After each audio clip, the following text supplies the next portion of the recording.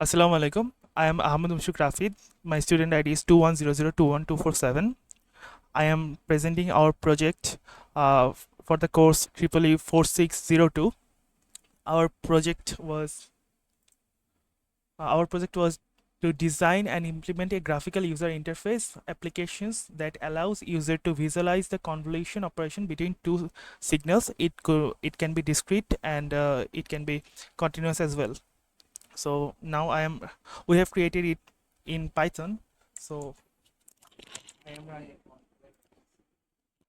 So we have created it in Python. So I am running it in VS Code. This is our app interface.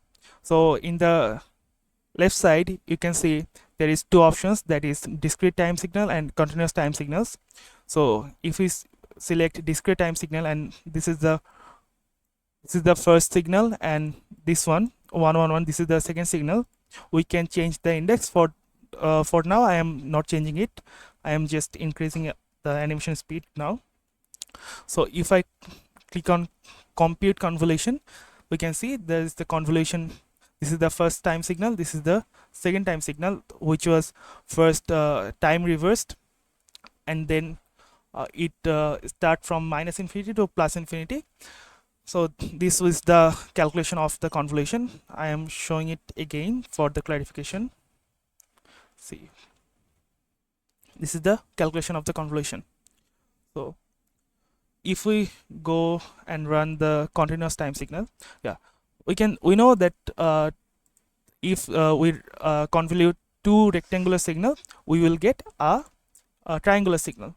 So I am convoluting two rectangular signal, and I am keeping the amplitude and the time period of the rectangle same.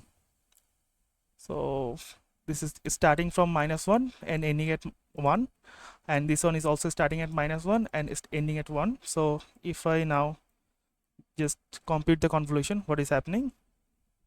This is the time shifted version of our rectangular signal. So you can see this is the shifting impulse response.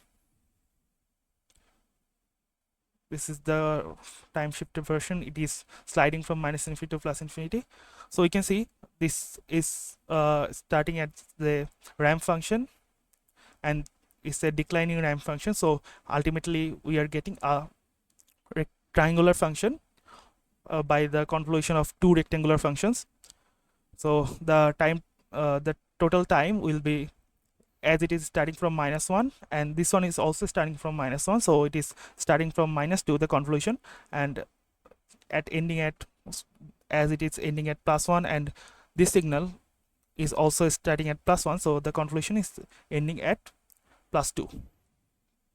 Both the signal was ending at +1, so the convolution was ending at +2.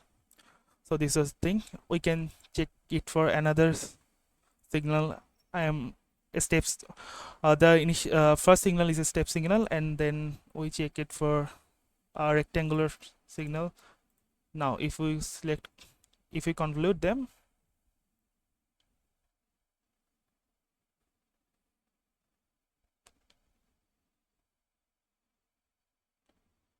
so this is the result we are getting.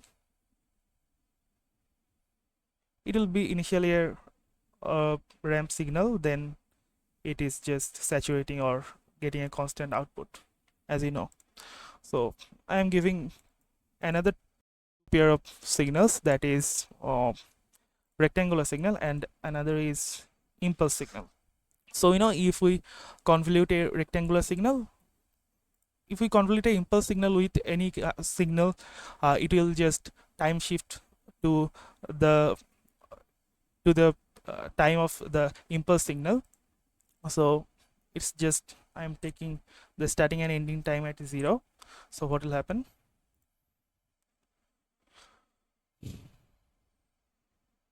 It's an impulse signal. It's sliding from minus infinity to plus infinity, and this is the first signal, and this is the second signal. So we can see we are, after the convolution, we will get the same signal. So this is the same signal we are getting after the convolution. So this was our project. Thank you very much. Assalamu alaikum.